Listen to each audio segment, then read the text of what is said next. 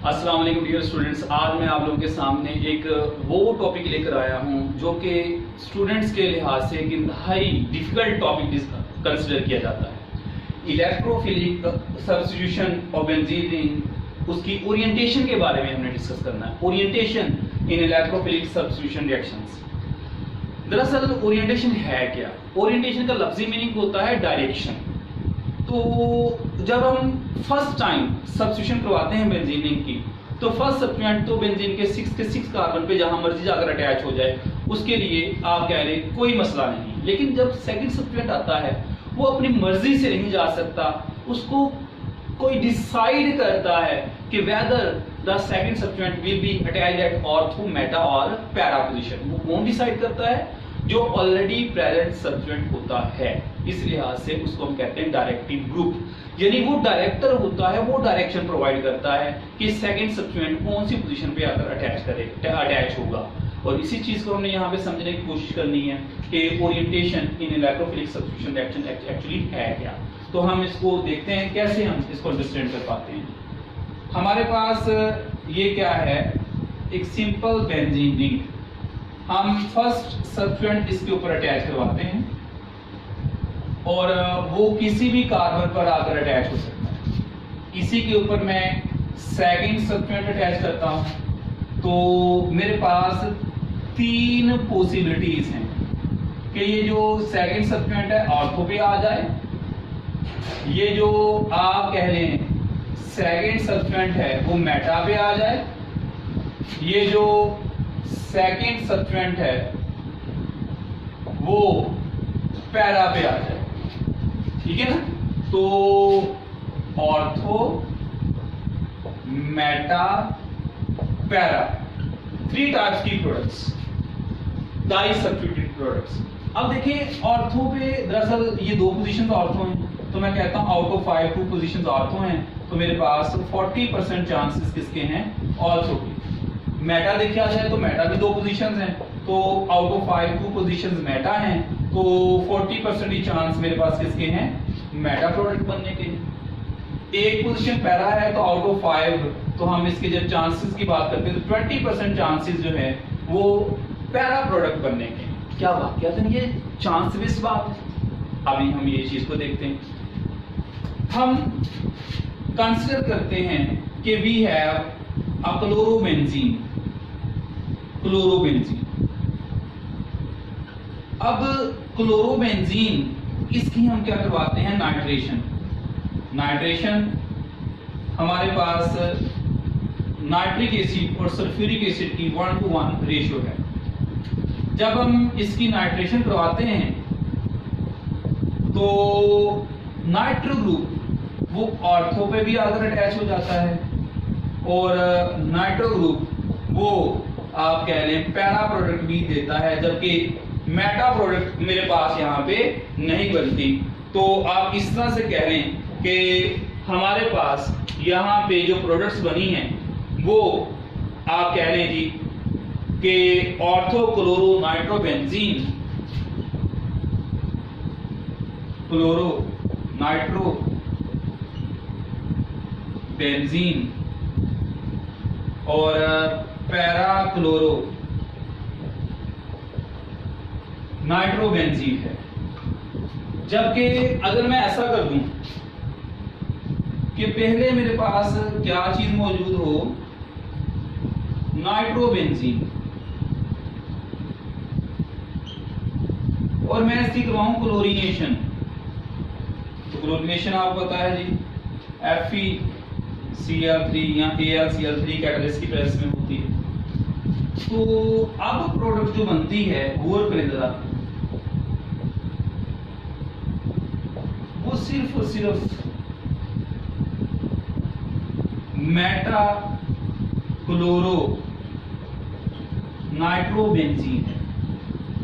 यानी कहने का मतलब ये हुआ ऑर्थो और पैरा बनी नहीं, तो कोई तो है ये डिसाइड कर रहा है कि whether the second electrophile will be attached at ortho, meta और पैरा पोजीशन। वो कौन है? वो सब्स्टिट्यूएंट है दरअसल जो ऑलरेडी उसके ऊपर अटैच है, यानी फर्स्ट इलेक्ट्रोफाइल। First substituent. तो फर्स्ट सब्स्टिट्यूएंट वो डिसाइड करता है whether the incoming second electrophile will be attached at ortho, meta और para position। इस लिहाज से हमने जो इलेक्ट्रोफाइल्स हैं, जो सब्स्टिट्यूएंट्स हैं, उनको दो कैटेगरीज में डिवाइड किया हुआ है। एक वो सब्स्टिट्यूएंट्स होते हैं जो डिसाइड करते हैं whether the second incoming electrophile will be attached at ortho, meta और para position, ठीक है ना। तो इस लिहाज से हम कहते हैं एक होते हैं ortho and para directing groups, जो कि ये डिसाइड करते हैं कि सेकंड इलेक्ट्रोफाइल जो है वो ऑर्थो या पैरा पे आकर अटैच होगा। एक होते हैं मेटा, आप कह लें मेटा डायरेक्टिंग ग्रुप, जो डिसाइड करते हैं कि सेकंड इलेक्ट्रोफाइल वो सिर्फ मेटा पे आ सकता है, ऑर्थो और पैरा पे नहीं आ सकता। क्यों सम ग्रुप्स ऑर्थो और पैरा है और क्यों कुछ ग्रुप्स मेटा है, इसको समझने की कोशिश करते हैं। देखिए हमारे पास टू कैटेगरीज हैं, डायरेक्टिव ग्रुप्स हम इसको बोलते हैं, ठीक है ना। हम इसको क्या बोलते हैं, डायरेक्टिव ग्रुप्स। देखिएगा जरा, डायरेक्टिव ग्रुप्स। डायरेक्टिव ग्रुप्स मैं कह रहा हूं जी देयर आर टू कैटेगरीज। एक को मैं कह देता हूं ortho and para directing groups, और एक को मैं कह देता हूं Meta directing groups, ortho and para directing groups, और एक को मैंने क्या कह दिया, मेटा डायरेक्टिंग ग्रुप्स। तो एक तो हमने यहाँ पे ये देखना है कि एमडीकैट के पॉइंट ऑफ व्यू से इसमें कौन कौन से एमसीक्यूज हो सकते हैं, और दूसरा क्यों कुछ ग्रुप्स ऑर्थो और पैरा हैं, क्यों कुछ ग्रुप्स मेटा हैं। मैं जी फर्स्ट ऑफ ऑल यहाँ पे बात करता हूँ जी, ऑर्थो और पैरा जो हैं दीज आर इलेक्ट्रॉन डोनेटिंग या इलेक्ट्रॉन रिलीजिंग ग्रुप्स, जबकि ये हमारे पास जो होते हैं मेटा डायरेक्टिंग, इनको हम बोलते हैं electron with trying groups. Ortho और पैरा डायरेक्टिंग ग्रुप्स जो होते हैं these R ring activators, benzene ring activators. ये बेंजीन रिंग की रिएक्टिविटी को बढ़ा देते हैं, एक्सेप्ट हैलोजेंस। याद रखिएगा हैलोजेंस का स्पेशल केस है, ऑर्थो और पैरा में तो आते हैं, लेकिन ये रिंग एक्टिवेटर नहीं है, ये रिंग डीएक्टिवेटर है, ठीक है ना। और these R ring deactivator means ये हमारे पास बेंजीन रिंग की रिएक्टिविटी को बढ़ा देते हैं। एग्जांपल्स हम कोट करते हैं। एग्जांपल में मेरे पास आ जाता है अल्काइल ग्रुप, जितने भी आर से मिला कोई भी अल्काइल ग्रुप हो सकता है। यहाँ पे NH2 आ जाएगा, अमाइनो ग्रुप आ जाएगा। इसी तरह से आप कह लें कि OH ग्रुप आ जाएगा, SH ग्रुप आ जाएगा। यानी कोई भी ग्रुप दरअसल जिसके पास क्या मौजूद है, लोन पेयर मौजूद है, वो ऑर्थो और पैरा की कैटेगरी में हमारे पास आता है। ऑर्थो और पैरा की कैटेगरी में वो आ जाएगा। जितने भी आप कह रहे हैं हैलोजेंस,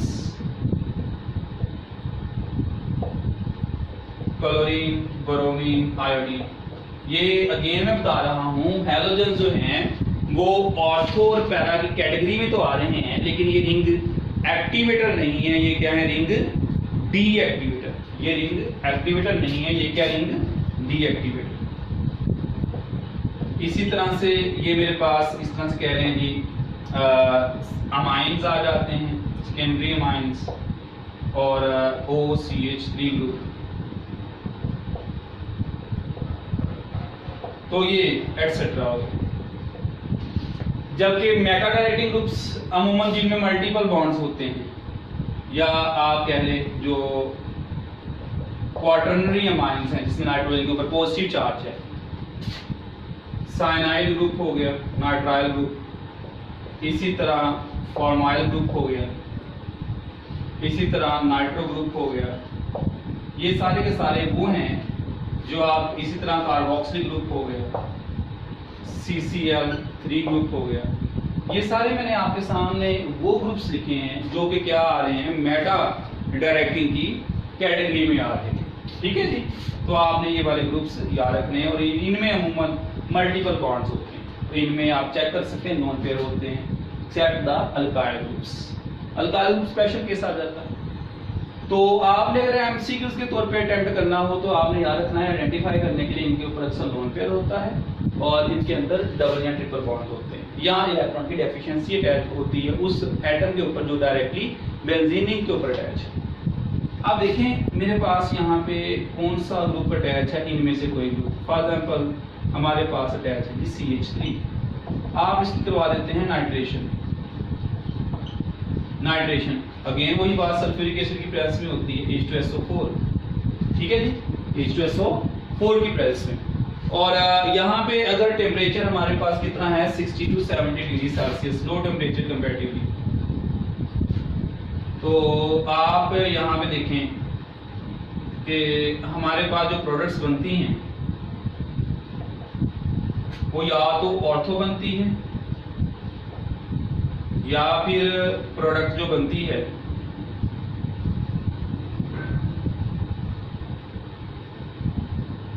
पैरा बनती है। ठीक है ना, या ऑर्थो प्रोडक्ट बनती है या फिर कौन सी बनती है, पैरा प्रोडक्ट।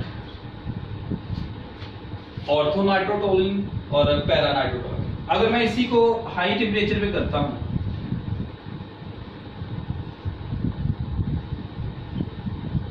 हाई टेम्परेचर पे नाइट्रेशन, तो high temperature for example 100 degree Celsius, तो इसकी जो तीनों पोजीशंस हैं वो सब्स्टिट्यूट हो जाती हैं।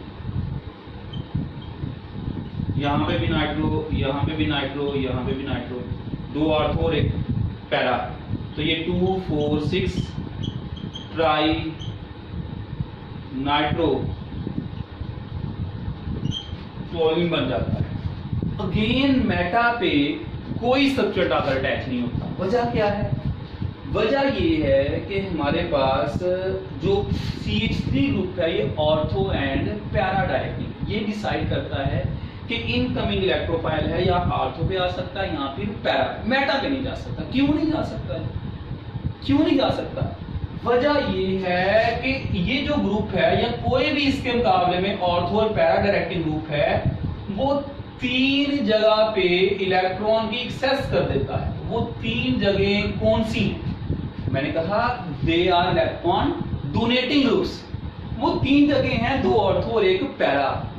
जब ये देखें 5 में से 3 जगह पे इलेक्ट्रॉन की एक्सेस होगी, 2 जगह पे उसके मुकाबले में डेफिशिएंसी होगी, तो इनकमिंग इलेक्ट्रोफाइल इलेक्ट्रॉन लविंग होता है, उसके पास अपने इलेक्ट्रॉन कम है, उसे कहां जाना है? उसे वहां जाना है जहां पे उसको इलेक्ट्रॉन मिलेंगे। और वो कौन सी पोजीशन है? 2 ऑर्थो और 1 पैरा। तो दरअसल इलेक्ट्रॉन डोनेटिंग ग्रुप्स ने क्या किया, इन्होंने इन 3 जगहों पे इलेक्ट्रॉन की एक्सेस कर दी। अब जो भी इलेक्ट्रोफाइल आएगा वो उन्हीं 3 जगह पे जा पाएगा और किस जगह पे नहीं जाएगा। ठीक है। अब यहाँ पे अगर हम बात करें मेटा डायरेक्टिंग ग्रुप्स की, फॉर एग्जाम्पल मेरे पास जी नाइट्रो, इनमें से नाइट्रो ग्रुप अटैच है और हम इसकी नाइट्रेशन ही करवाते हैं। जब हम नाइट्रेशन करवाते हैं तो याद रखिएगा कि नाइट्रो ग्रुप सिर्फ मेटा पे जाकर अटैच होता है, वो ऑर्थो और पैरा पे जाकर अटैच नहीं होता। क्यों ऑर्थो और पैरा पे जाकर अटैच नहीं होता? क्योंकि Meta directing group electron withdrawing है और ये क्या करता है, याद रखिएगा कोई भी मेटा डायरेक्टिंग ग्रुप होगा उसने इन 3 जगह पे इलेक्ट्रॉन की कर देनी है डेफिशिएंसी। और अब जो पॉजिटिव आएगा इलेक्ट्रोफाइल, सारी बात है इन 3 जगह पे अटैक नहीं ना कर सकता। पीछे यही 2 जगह बचती हैं, ये दोनों कौन सी हैं? मेटा। तो इलेक्ट्रोफाइल जो ऑलरेडी इलेक्ट्रॉन डेफिशिएंट है वो डेफिनेटली इलेक्ट्रॉन डेफिशिएंट के पास ही थोड़ी जाएगा, भूखे के पास थोड़ी जाना, उसे तो वहां जाना जो उसको कुछ, जहां पे उसको कुछ खाने को मिलेगा। तो इलेक्ट्रोफाइल ने सिर्फ ये 2 चीजों, जो 2 जगहों पे जाना है, वो 2 पोजीशन कौन सी हैं? वो 2 पोजीशन वो हैं जो कि कंपैरेटिवली इलेक्ट्रॉन एनरिच्ड प्लेसेस हैं और वो सिर्फ मेटा पोजीशंस हैं। तो मेटा डायरेक्टिंग क्या करते हैं, फिर 3 जगहों से इलेक्ट्रॉन को निकाल लेते हैं, विड्रॉ कर लेते हैं। वो 3 जगह कौन सी है? ऑर्थो और पैरा। तो फिर मेटा बचती है ऑर्थो और पैरा डायरेक्टिंग क्या करते हैं, वो उन्हीं 3 जगह पे इलेक्ट्रॉन की एक्सेस कर देते हैं। दोनों का वे ऑफ एक्शन क्या है, डिफरेंट है। ठीक है, तो होप्स हो कि आप लोग इस बात की समझ आ चुकी होगी। इसलिए ये दरअसल डायरेक्टिव ग्रुप्स होते हैं, ये दरअसल रिंग ओरिएंटर होते हैं, जिन्होंने डिसाइड करना होता है whether the second electrophile will attack at ortho और पैरा पोजीशन और यू मे से मेटा पोजीशन। तो इससे रिलेटेड एमसीक्यूज एक तो ये आ जाते होते हैं कि इनमें से कौन सा ऑर्थो पैरा या मेटा डायरेक्टिंग ग्रुप है, वो आपको पता, मैंने बता दिया है जी। आपने ऑर्थो और पैरा को आइडेंटिफाई करना हो, आप लोन पेयर देखें किसके पास लोन पेयर है या अल्काइल ग्रुप। मेटा डायरेक्टिंग देखना हो तो आप देखिए डबल बॉन्ड और ट्रिपल बॉन्ड वाला जो ग्रुप होता है वो मेटा डायरेक्टिंग में आता है। इसमें भी ट्रिपल बॉन्ड है, इसमें डबल बॉन्ड है, इसमें डबल बॉन्ड है, इसमें भी डबल बॉन्ड है, इसमें भी डबल बॉन्ड है, और ये दोनों वैसे ही नाइट्रोजन और कार्बन इलेक्ट्रॉन डेफिशिएंट हैं जो बेंजीन इनके साथ अटैच हैं। तो मतलब बताने का ये हुआ, ये तो आइडेंटिफिकेशन पॉइंट हो गया। एक क्वेश्चन आता होता है which of the following most readily sulphonated, किसकी सल्फोनेशन सबसे आसानी से हो जाएगी, यानी इसमें जो एमसीक्यूज आते होते हैं। तो मैं यहाँ पे ऑप्शन लिखता हूँ। फॉर एग्जाम्पल मेरे पास आप कह लें जी, मैं इधर स्ट्रक्चर ड्रॉ करता हूँ, नाम लिखे होते हैं, ये टोलिन है, मेरे पास क्लोरो बेंजीन है,